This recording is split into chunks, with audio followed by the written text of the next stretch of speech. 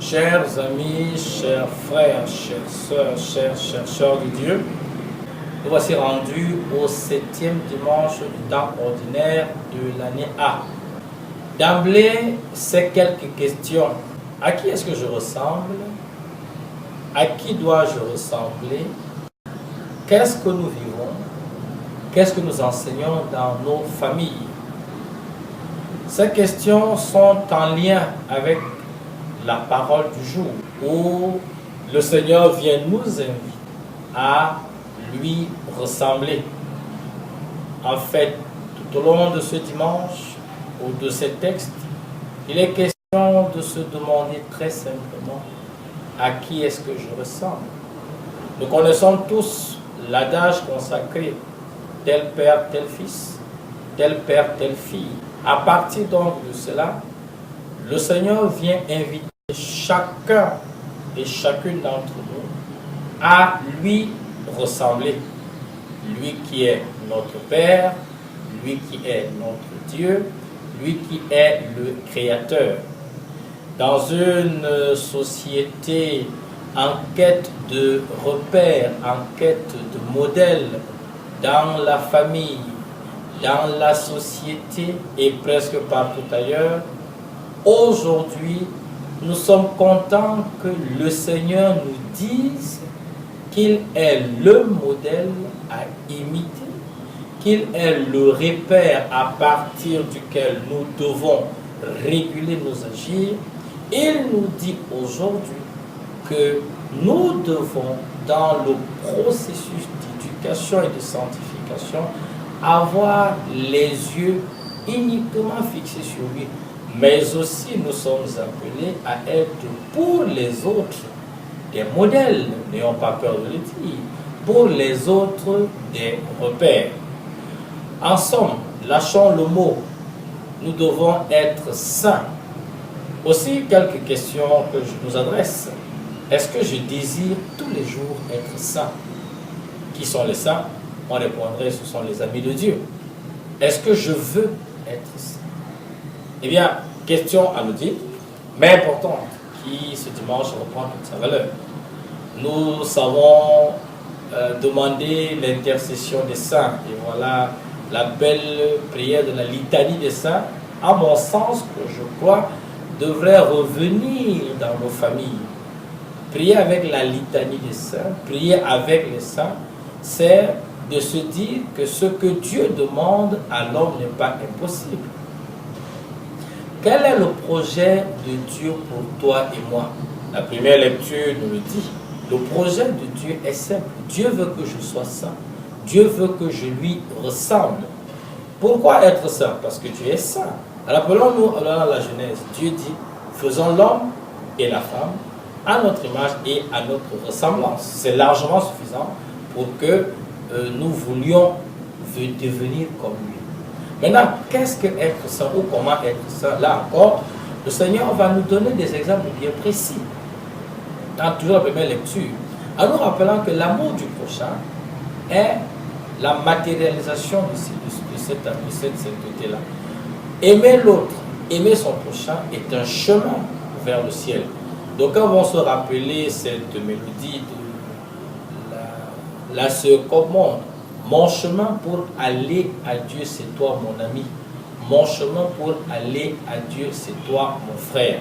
Et comment ici ne pas évoquer, entre autres, l'épisode du bon samaritain.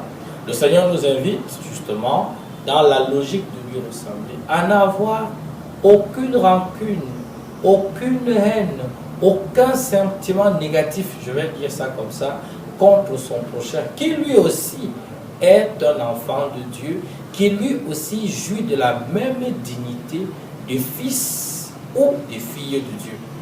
Très bel enjeu donc, aujourd'hui, des familles saintes, des politiques saintes ou des politiciens saints, des économistes saints, des médecins saints, donc pour la sanctification de tous nos domaines de vie. Cet enjeu, il n'est pas des moindres, il est justement à la hauteur du défi qui nous est proposé. Donc, aspirons à être saints. N'ayons pas peur de la sainteté.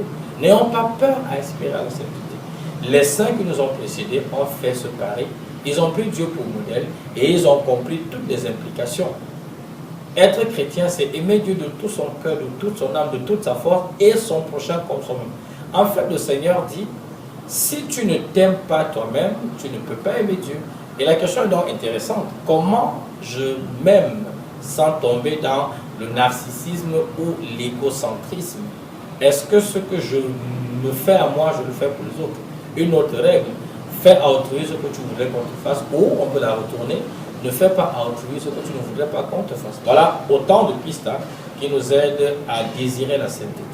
Dieu veut que je sois saint, Dieu veut que je lui ressemble. Paul continue dans la même logique, dans son épître, n'est-ce pas, à nous inviter à respecter le corps qui est le nôtre, parce qu'il est la demeure du Saint-Esprit, parce qu'il est la demeure de Dieu. Alors, en nous rappelant qu'au baptême, nos corps sont consacrés, nous sommes invités à ne pas profaner nos corps, à ne pas les souiller. Voici également une invitation au respect de soi, de son corps bien sûr, au respect du corps des autres. Et on peut regarder dans les 10 commandements ceux justement qui nous invitent à respecter notre corps. Le 6e commandement qui condamne la fornication et tout ce qui va avec. Le 10e commandement qui condamne l'adultère et tout ce qui va avec. Donc il y a également aujourd'hui dans une société où tout est permissif de se demander, est-ce que mon corps est le temple du Saint-Esprit ou le temple de la débauche? Et ici un conseil que Paul nous donne, de celui de crucifier l'homme, le vieil homme entendu, avec ses passions. Invitation donc à notre question, comment est-ce que je respecte mon corps, comment je prends soin du corps que Dieu m'a donné, et j'en rendrai bien compte.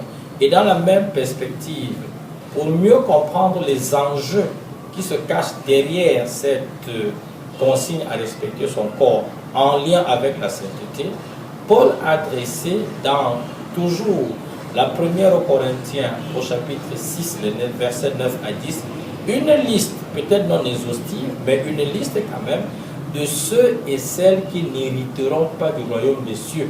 Je rappelle que nous sommes en marche dans ce royaume-là. Et cette liste, eh bien, elle est intéressante que chacun la visite pour se demander, est-ce que j'appartiens? Si je n'appartiens pas à cette catégorie, que je fasse tout pour ne pas y entrer. Et si je suis déjà entré, que je fasse tout pour sortir. C'est le processus de conversion. L'évangile, on peut le résumer comme ça. Le Seigneur nous dit, oui, sois saint comme ton Père Céleste est saint, ressemble à Dieu. Ça signifie quoi? Encore une fois, le Seigneur nous invite et nous dit, le partage est un signe de sanctification. Le pardon, précisément le pardon des ennemis, est un signe de sanctification. L'amour de ceux-ci, puisqu'on doit faire des choses extraordinaires, le Seigneur nous invite donc à lui ressembler. Je l'ai dit tout à l'heure, nous avons besoin de modèles, et ce modèle, c'est lui. Nous avons besoin d'agir comme lui, nous avons besoin de penser comme lui, nous avons besoin d'être aujourd'hui les signes de la présence de Dieu.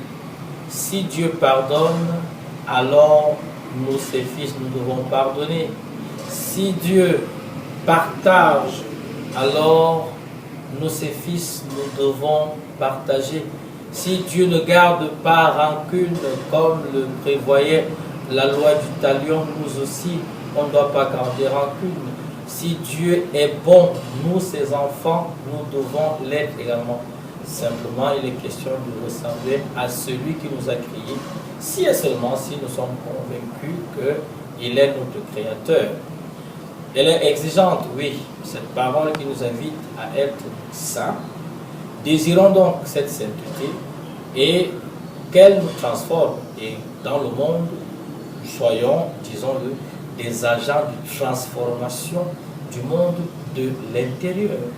Et finalement, je crois que le Seigneur nous invite à être, disons-le, des agents de transformation de l'humanité, en quittant du monde des ténèbres à celui de la lumière, à celui de la sainteté, à celui de la clarté. Bon dimanche, et retrouvons dimanche prochain à cette même tribune, en espérant et surtout en comptant sur la grâce et le secours divin. Bon dimanche à tous.